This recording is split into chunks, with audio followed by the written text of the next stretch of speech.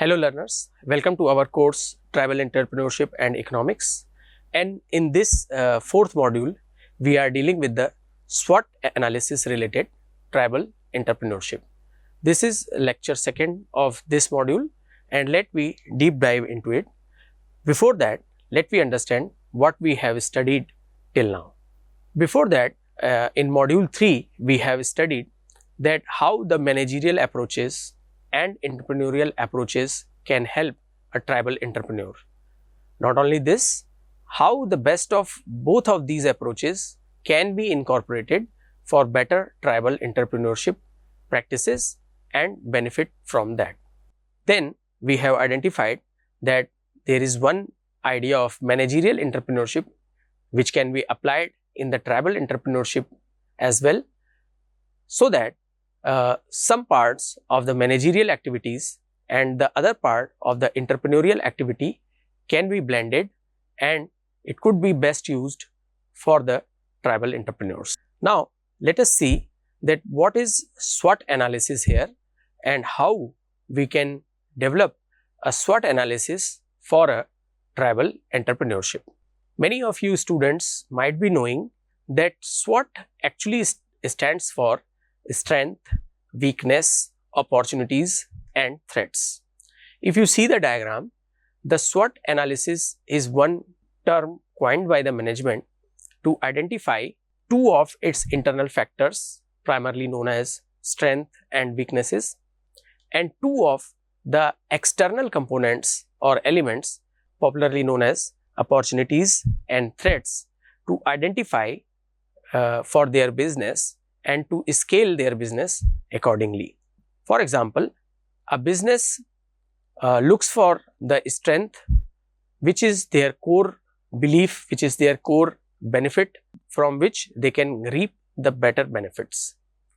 The weaknesses are basically the internal elements where they can identify, they have this idea that one particular segment or maybe two of the businesses may have certain weaknesses which they want to remove in future. The opportunities are sometimes brought from the governmental side, sometimes from the other aspects of the business, where these opportunities, if grabbed by the businesses, can be a better profitable venture for the future. And threats are also external in nature, that no business would like to do the harm to their businesses, but sometimes some external element may creep in to the business which do some kind of harm to the business. So again, let me deal in detail what is the strength. So as the name suggests, strength represent the advantage available with the business over others, and it is usually the internal element of the business. So when we are talking about the tribal entrepreneurship or tribal economics, what we can identify that the tribal entrepreneurs have the strength of their unique products. They have the best advantage of the products which are from the nature unaltered, unadulterated and can be utilized for the multiple benefits. Whenever I talk about the strength of the products for the tribal entrepreneurship, essentially the idea of raw honey, the idea of medicinal herbs comes into my mind. And you might have explored this idea that if you are using any honey produced by some business organization, and if you have ever used the raw honey produced by the tribal community and being sold by them itself, there is a vast difference of quality in them, and naturally the added advantage are available with the natural product itself. So when I say that the strength of the tribal entrepreneurship is actually in their products. This strength actually comes from their being into their locality, their knowledge which is coming from traditional ways from their forefathers, that how these particular plant can be used for the medicinal purpose, how this leaf can generate better benefit for any types of wounds, how these animals larvae or the excretion or the use of their idea of generating honey or some other products can be utilized, and how these can be benefit for the general public. So when I say the strength of tribal products are tremendous, and in my opinion it has yet not been explored at length.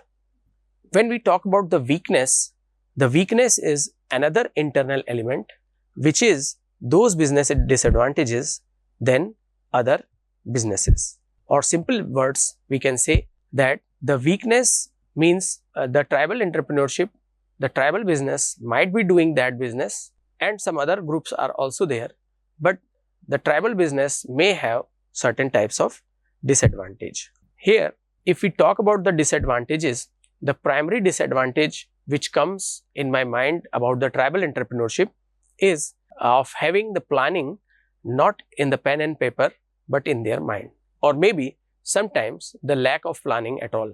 So, before starting the tribal entrepreneur business, there should be some better planning to start with. Not only this, once the planning is good, then comes the major problem of availing the finance from the different part of the governmental support or maybe the societal support. But unfortunately, the tribal people are so humble and honest, they have less idea about these features, these regulations and these policies already prevailing for them by the government of India and the state governments. And so, they are less aware of this and they feel the financial trouble after starting the business. The third point which we can here identify, that they cannot produce the things in a mass because they do not have the idea of keeping these products for a long term, because they do not use the preservatives, and this is actually the strength of their products. But unfortunately, at the same time, this becomes the weakness of their products, that if the product is perishable in nature, it should be sold out within a given span of time, otherwise it will be wasted out. Not only that, they do not have the access to those types of storerooms, cold storage or some other features by which they can actually increase the age of their perishable products.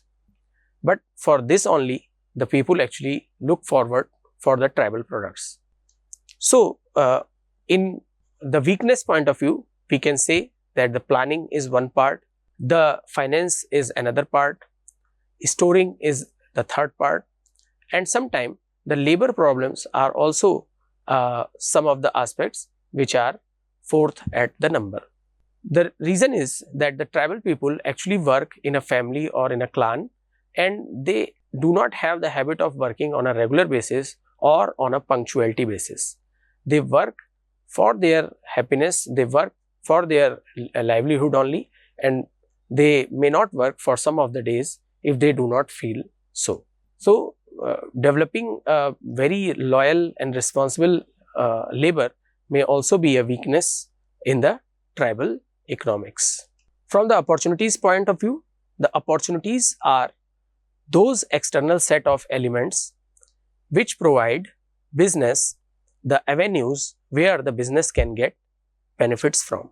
When we are talking about this subject, this course, when we are talking about this tribal entrepreneurship at all, this is all because of this opportunity which the government also sees an opportunity to grow the tribal belt, to develop their idea of doing business in such a way that their livelihood should not be hampered. They should not move from their area of living to the urban population.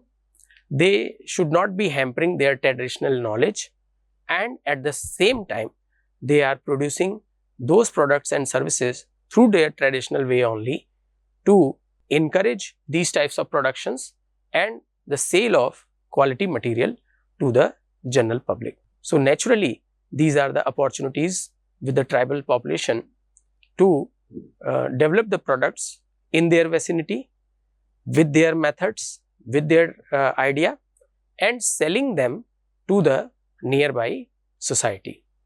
There are certain threats also, and as I have said that the threats can also be one kind of external element. So threats are usually external factors which can create a problem for business organization. The most important threat nowadays which we can see that most of the tribal populations are actually emulating the concept of one tribal belt over the other. If we are not talking about the tribal belts, think of the micro and small enterprises like manufacturing of papads. Earlier it started with the Lijjat company, and now number of small businesses are there which are manufacturing their papads, making the papad business also very challenging. In the same way, if the tribal populations are developing the same kind of products which is being produced by the Chhattisgarh tribal people also, Gujarat tribal people also, Andhra tribal people also, and maybe the all over India, then the clashes will be between their own products only. While the basic idea should be that the tribal business may have challenges, may have threat from the external bodies, from the artificial developed product, and maybe the artificial product have the challenges from the tribal products. And this could be a threat. The basic threat, as I have said, that the tribal population, the tribal vicinities should identify those types of products which are unique from the other tribal belts as well. And in that way, then only they can grow by selling their product to the overall population.